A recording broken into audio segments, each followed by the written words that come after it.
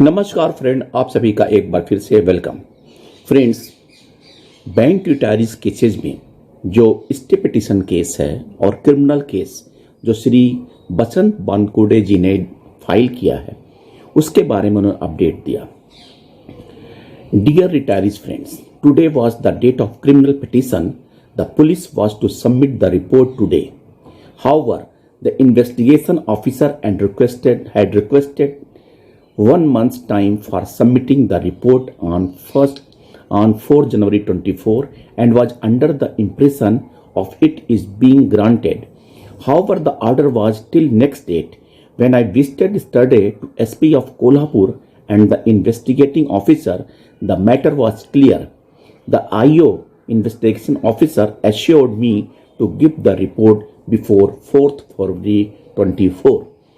Hence, I explained the court that since the bank retirees are of the age group of 61 to 96 years, hence the matter needs to be dealt on priority basis. And since it is related to pension, it must be prioritized. Since the report is assured by 4th February 24, a short date must be given in this case. The court was kind enough to give me next date as 5th February 24. Regarding the stay petition, I have to state as under. The original suit was filed as stay petition on 28 February 23. In the same petition, objections were raised by IB and Canara Bank in relation to cause of action, maintainability of the case, and the territorial jurisdiction of the court, which was dismissed by court by an order dated 30th November 23. I was sure that IB and Canara Bank shall challenge this order in High Court Bombay. Hence, I filed a caveat in Bombay High Court, and it happened like that.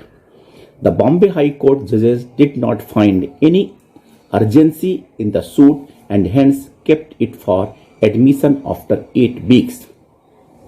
Since IBA has challenged the stay petition, they are well known about the stay petition and still they act against it. They are prone to contempt. Canara Bank has filed separate suit against the above order. They have included the criminal order also in the civil suit and painted the civil suit as if filed under CRPC section 482. This has created confusion among retirees and lot of phone calls and messages creating confusions were raised in the WhatsApp from bank retirees. UBU and DFS did not appear in the case. There is nothing to be confused. IB has challenged the stay petition in Bombay High Court and it has been adjourned to further 8 weeks on 21st January 24. It means next date would be 18 March 24. By that time, IBA cannot proceed with 12th bipartite unless they solve residual issue of 11th bipartite settlement. They cannot even sign the settlement, and in case if they dare to sign, they cannot implement it, else it shall be treated as contempt of honourable court. यानी कि जो criminal case हुए हैं वो 5th फरवरी 24 का time है और जो स्टे पिटिशन केस है उसमें जो बॉम्बे हाई कोर्ट में स्टे पिटिशन के बारे में है वो 18 मार्च 24 को है। लेकिन इस बारे में एक बात और कहनी थी कि जो MU साइन हुआ है उस MU के हिसाब से 12th बाइपार्टाइट सेटलमेंट जो है वो हम ये कह सकते हैं कि 7 दिसंबर 23 को MU साइन हुआ था 12th बाइपार्टाइट का और उसमें 6 महीने का टाइम यानी 180 दिन का टाइम दिया गया है।